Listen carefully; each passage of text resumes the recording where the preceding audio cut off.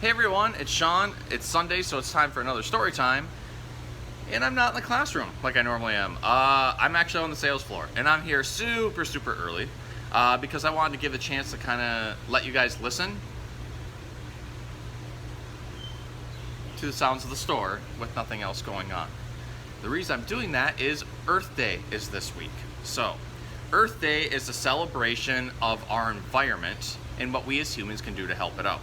So, before I was a zookeeper and was an animal caretaker, I was going to school in order to take care of the planet. So I have degrees in biology, environmental technology, and environmental policy and management because I really care about the planet and like what we can do to help it out.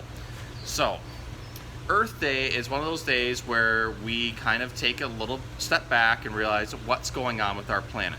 What can we do to help it? So we have things like the ice caps are melting. We are burning down rainforests. We're dumping tons of trash into oceans. But we don't have to be doing that. There's lots of things going on right now, technology-wise, that can hopefully put an end to all that one day. But you can also do things at home, like recycle, or make other people aware of what's going on with the planet and how you can recycle.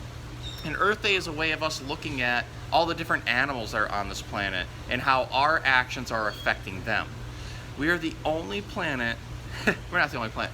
We are the only species on this planet who has the ability to completely destroy everything around us. But by that same token, we're the only species that has the ability to completely fix all of those things. And there are a lot of us out there who really do want to fix those things.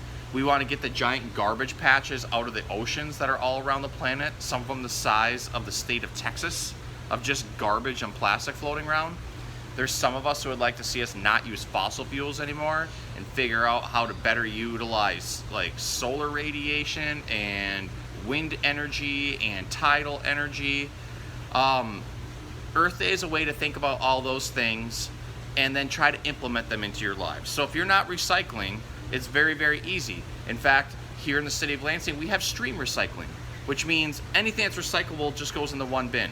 You don't even have to separate those things anymore. They'll separate them for you. There's just certain products you can't put in there. And a lot of cities have programs like that, or they at least have recycling centers you can take them to. You gotta think about how much trash you throw away each week. So some things that we would do in schools would be, for this whole week, I want you to collect all the plastic that you would normally throw away. Just put it in a separate bag. And see if everybody in your family could do the same thing. And I want you to collect all that plastic and realize over the course of the week, that's how much plastic your family throws away that ends up in an ocean or ends up in a landfill. And that can help put it into perspective how much damage our species really does to this planet. But know that you can actually help and you can change that. So, we can use it as a good learning tool. A way of realizing that we can help and we can make a difference. The Earth is at a weird tipping point right now. We're seeing a lot of mass extinction, probably the most since the dinosaurs. And we're seeing our climate change faster than it's ever have in the entire history of this planet. And we know that because scientists can research things like ice core samples and tree ring samples, and they can research the way rocks look and determine minerals and age on all of them. And I know this because in lab settings, I've looked at ice ring core samples and I've looked at tree ring samples, and we can determine how the climate has changed throughout the millennia just by looking at those things. And that's one of the great things about science. Science can also give us a heads up on how we can help fix those things. So I want you guys to do those things. I want you to think about that this week. We're going to read The Whale Song. This is by Dyan Sheldon. And I picked this one. It's not necessarily about Earth Day, but it's kind of about the ocean and about whale songs. And whales are an animal that are really affected by human impact. There are whaling vessels still over on the other side of the world that don't really pay attention to whaling laws and kill way too many whales each year. Whales also are filter feeders. Even though they're these gigantic animals the size of a couple school buses, they have a special type of teeth that just sift through the water and pull out like little tiny microscopic organisms to eat. But if there's lots of little bits of plastic floating around, that gets into their digestive tract and it can really hurt them. Whales are very sensitive, so I picked the whale song. So, here we go. Lily's grandmother told her a story. Once upon a time, she said, the ocean was filled with whales. They were as big as the hills. They were as peaceful as the moon. They were the most wondrous creatures you could ever imagine.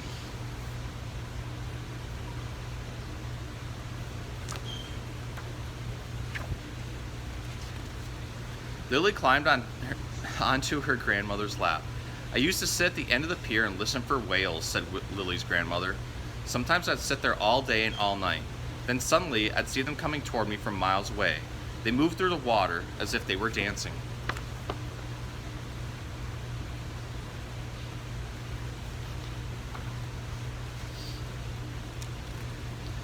But why did they swim to you, Grandma? Asked Lily. How did they know you were there? Lily's grandmother smiled. Oh, you had to bring them something special, a perfect shell, or a beautiful stone. And if they liked you, the whales would take your gift and give you something in return.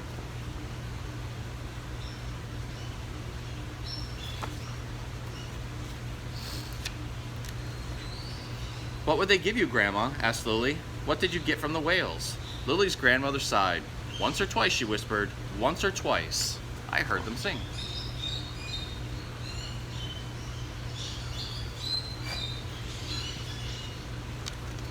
Lily's great uncle Frederick stomped into the room.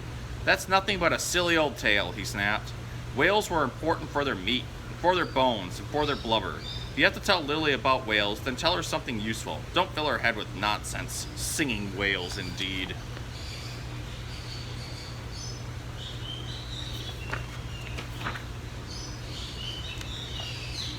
There were whales here millions of years before there were ships or cities or even cave dwellers, continued Lily's grandmother.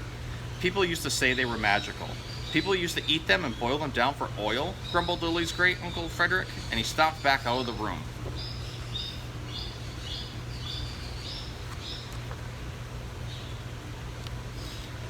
Lily dreamt about whales. In her dreams she saw them, as large as mountains and bluer than the sky.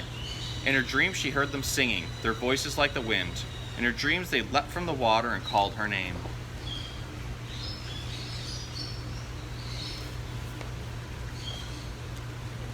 In the morning, Lily went down to the ocean, to the place where no one fished or swam nor sailed. She walked to the end of the old pier. The water was empty and still. She took a yellow flower out of her pocket and dropped it in the water. This is for you, she called into the air.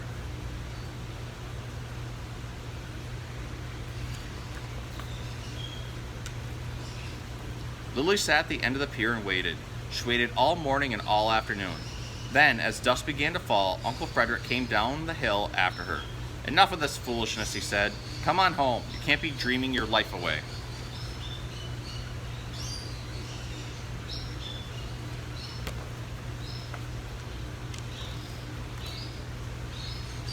That night, Lily awoke suddenly. The room was bright with moonlight. She sat up and listened. The house was quiet. Lily climbed out of bed and went to the window. She could hear something in the distance on the far side of the hill.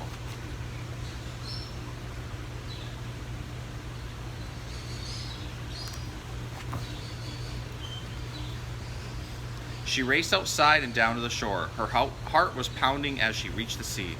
There, enormous in the ocean, were the whales. They leapt and jumped and spun across the moon. Their singing filled the night. Lily saw her yellow flower dancing on the spray.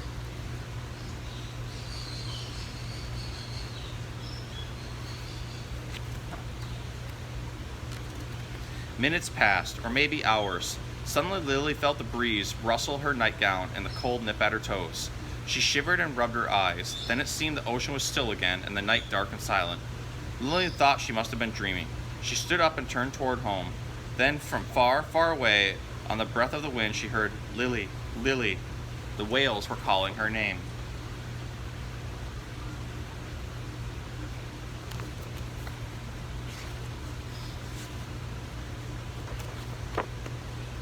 And that's the end. So, one, that was a pretty cool story about being able to have an imagination and knowing that sometimes nature responds to us, and to also not be cynical like her uncle, who thought whales' only use was just for food and for oil, because animals have way more use than that. This mangrove that's growing behind me, some people just see a tree, but these mangroves once filled the entire shorelines of states like Louisiana and Florida. And people don't realize it, but the roots that are going down through here, they provide home for thousands of species of crustaceans and fish, and their branches provide homes for birds. And they're also protectors of the coastline. So if a hurricane comes in, if you have a full mangrove forest, it can cut the power of that hurricane by close to 90%. So that means instead of that hurricane coming all the way inland and destroying tons of buildings and roads and homes and causing billions of dollars in damage, it would be stopped and be nothing more than a storm because of these mangrove forests. But down south, especially in Florida, when I lived there, I saw this firsthand. Miles and miles and miles of coastline was cut down just so people could have condos. Now, I get it, people want to be close to the ocean, and you can be close to the ocean, but you don't need to live right on it and ruin perfectly good nesting sites for birds and fish habitat, crustacean habitat. And not only that, you're taking away the beauty of that nature. We need to learn how to live in complete synchronization with nature and realize we don't have to always have the best view of the ocean or a forest. Here in Michigan, the majority of the land down here used to be swamp until people started settling it, drained the swamps, and put up farmland. Now it's great, we need farms. And if you go and drive around in the country and you see abandoned farms, you've noticed that they're really, really wet and they're turning back into swamps again, and you have tons of animals returning. And that's just something that we need to learn to be able to do in coordination with nature. So, I don't mean for this to be a very down kind of story time. I'm just here to inform you that there's a lot of changes happening on the planet and you can make a difference. And my hope is that you do make a difference. So again, this week, go home and collect all the plastic that you would normally throw away this week and get your family to do the same so you can see how much of it is. And at the end of the week, you can take it to a recycling program and you can get it all properly recycled. But I want you to see what type of impact you can have. And hopefully, you can get that message across to everybody you know and everybody can help make an impact. So, I hope you enjoyed my ranting because I really like talking about the earth, and I hope you enjoyed the story, and we'll see you next time.